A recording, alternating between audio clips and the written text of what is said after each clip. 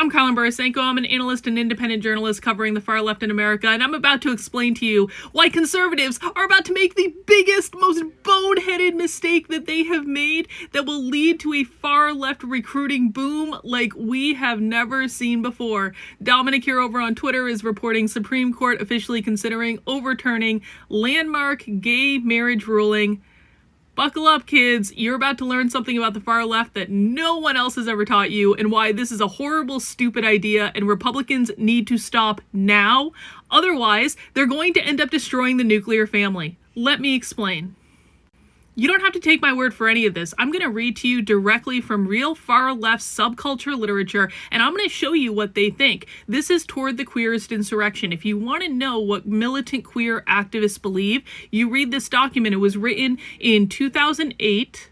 And it was written by militant queer activists, the Mary Nardini Gang. These were some of the first really militant queer activists that existed in the country. They came out of the bashback movement, and essentially this is a violent arm that is very similar to Antifa, but they're different types of groups, that is focused on two goals: overthrowing the gender binary and abolishing the nuclear family. And they're doing all of this because their primary goal is, of course, to overthrow capitalism and create a perfect queer Marxist utopian society.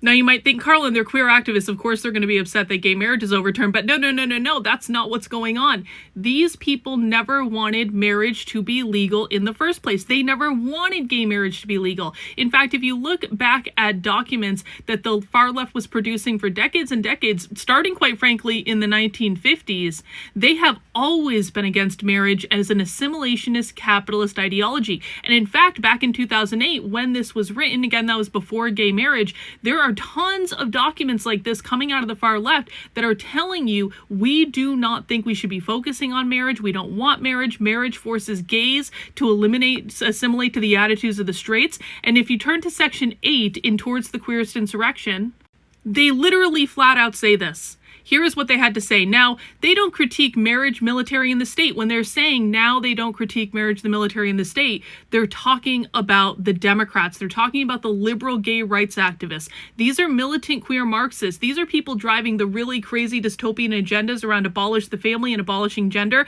They do not like the Democrats. They do not like liberals. They do not like progressives because the progressives and the liberals aren't critiquing marriage. They aren't critiquing military. They aren't critiquing the state. This is from the queer perspective. Rather, we have campaigns for queer assimilation into each. Notice how much they don't want to assimilate into marriage. They're viewing it with absolute disgust. Their politics is advocacy for such grievous institutions rather than the annihilation of them all. They're calling for the annihilation of marriage.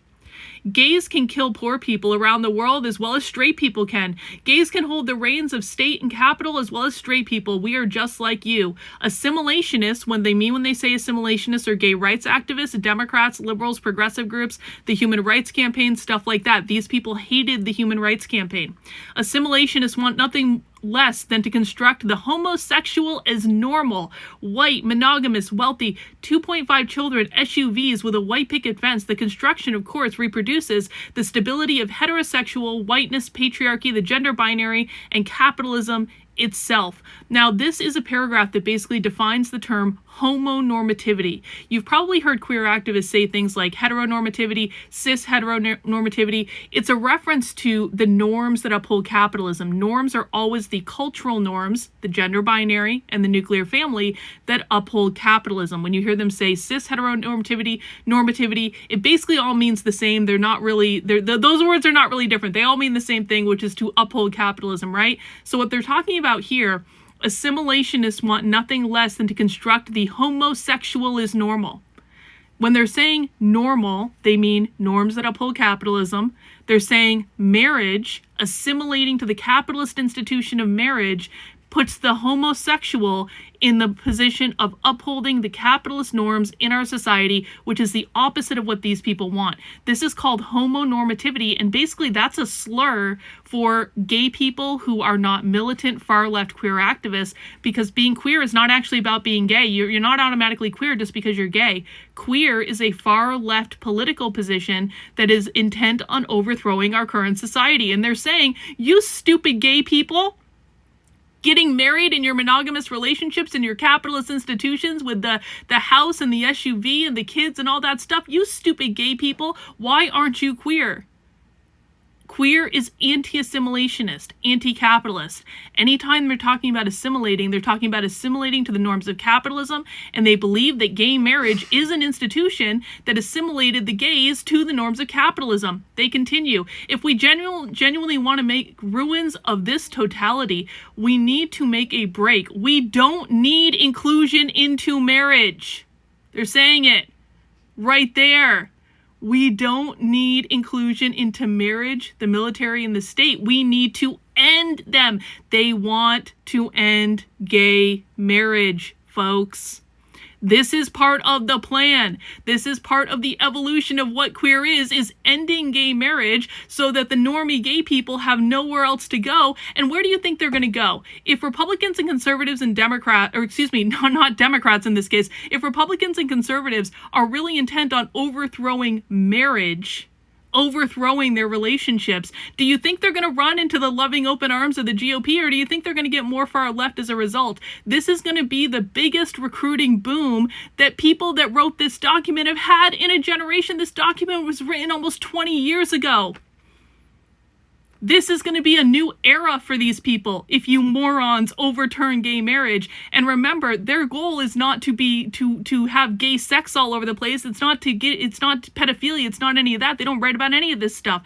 Their goal is to abolish the gender binary and overthrow the nuclear family. The nuclear family is the target. And when you overturn gay marriage, you are turning the people that were actually assimilating into that institution. You are sending them right back into the loving arms of the radical revolutionary far left, and they're going to take them, man, because they're excited about this.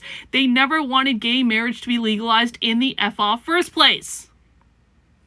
If we genuinely want to make ruins of this totality, we need to make a break. We don't need inclusion into marriage, the military, and the state. We need to end them. No more gay politicians, CEOs, and cops. We need to swiftly and immediately articulate a wide gulf between the politics of assimilation and the struggle for liberation. Liberation means to free oneself from the oppressive nature of capitalism.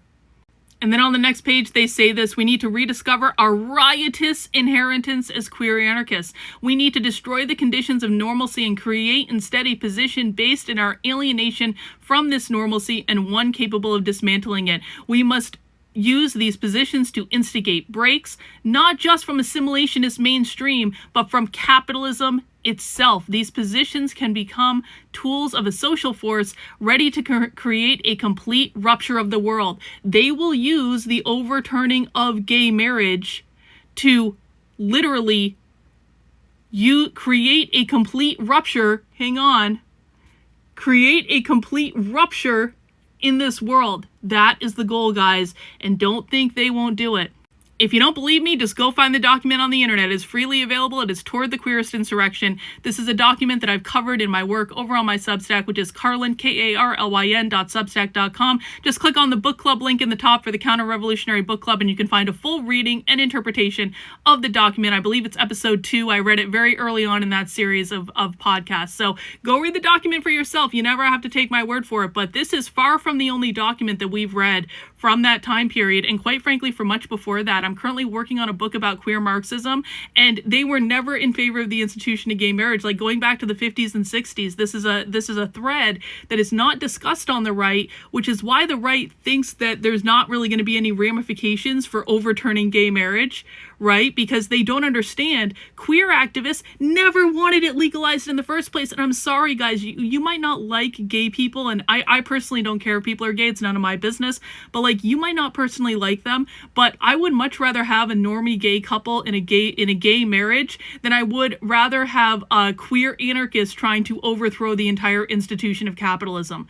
One is a bigger problem than the others. Normie gay people just wanted to be able to get married and visit their partner in the hospital and get insurance and all that stuff. That's all they wanted. And after gay marriage was legalized, queer Marxists took over all of the organizing institutions, which is why everything got so crazy and trans and non-binary and stuff like that.